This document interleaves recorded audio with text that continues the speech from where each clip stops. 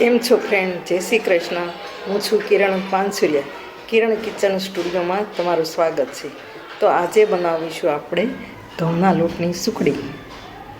આજે ચૈત્રી નવરાત્રિ છે, તો માતાજીના પ્રસાદ માટે આપણે સુખડી બનાવીશું. તો કઈ રીતે બનાવવી તે હું તમારી જોડે શેર કરીશ. તો મારો વિડીયો લાઈક કરજો, શેર કરજો, ચેનલને સબસ્ક્રાઈબ કરજો, બેલ આઇકોન દબાવવાનું ભૂલતા નહીં અને કમેન્ટમાં લખજો મારી રેસીપી કેવી લાગી.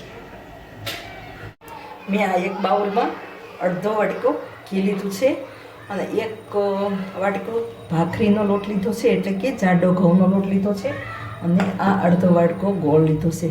શેને સાવ સહેલુંમાં તો આપણે એક વાટકો લોટ લઈએ ત્યારે ગોળ અડધો વાટકો અને ઘી અડધો વાટકો લેવાનું. તમે ગોળ થોડો ઓછો નાખશો ને તો પણ ચાલશે. તો હવે ગેસ ચાલુ કરીએ અને ઘી ગરમ થવા મૂકી દઈએ. આપણે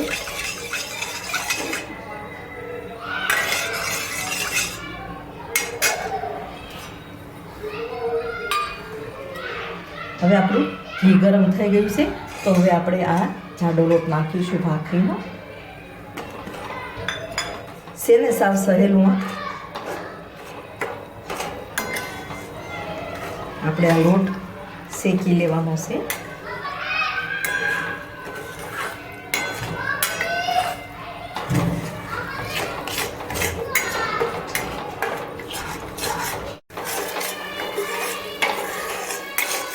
હવે આપણો લોટ શેકાઈ જવાયો છે.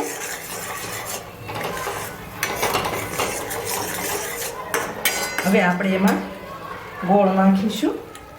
જે આપણે અડધી વાટકી ગોળ લીધો હતો ને એ નાખીશું. એકદમ ઢીલો ગોળ છે, એટલે આને છીણવાની જરૂર નથી પડે. આપણે ગોળ ઓગળી જાય ત્યાં સુધી જ આપણે હલાવવાનું છે. તમે એ રીતે પણ કરી શકો, પહેલાં ગોળ અને ઘીનો પાક લઈ અને પછી પણ લોટ નાખી શકો. ઘણાને એવું ભાવતું હોય તો લોટ શેક્યા વગર ભાવતું હોય તો એ પણ કરી શકો. તો આપણે લોટ શેકીને પછી આપણે બનાવીએ છીએ.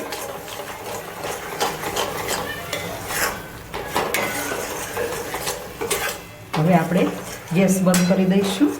આપણી સુખડી બનીને તૈયાર થઈ ગઈ છે, તો સર્વ કરીશું. હવે આપણે આ એક ડીશ ગ્રીસ કરી રાખી છે, તો એમાં આપણે આ સુખડી નાખીશું.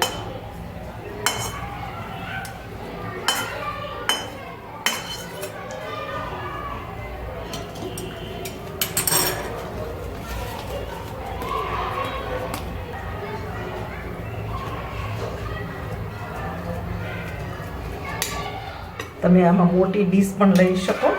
તમારે જે જાડી પતલી કરવી હોય એ રીતે કરી શકો છો. આમાં તમે માવો નાખી શકો છો, ઉપર ખસખસ વેરી શકો છો, ડ્રાય ફ્રૂટ પણ નાખી શકો છો. આપણે એકદમ સાદી રીતે બનાવી છે. તો આપણી સુખડી બનીને તૈયાર થઈ ગઈ છે. તો આપણે 5 થી 7 મિનિટ આપણે ઠંડી થવા દઈશું. પછી આપણે એના કાપા પાડીને ચોસલા કરીશું. હવે આપણે સુખડી ઠંડી થઈ ગઈ છે, તો આપણે એમાં ચોસલા પાડીશું. તમારે જેવડા પાડવા હોય એવા પાડી શકો છો.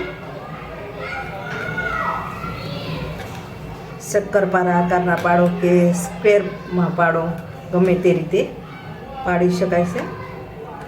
તો આપણે સ્ક્વેરમાં પાડીશું. નાના મોટા જેવા પાડવા હોય તેવા પાડી શકો છો. તો આપણે હવે આ સુખડી તૈયાર થઈ ગઈ છે.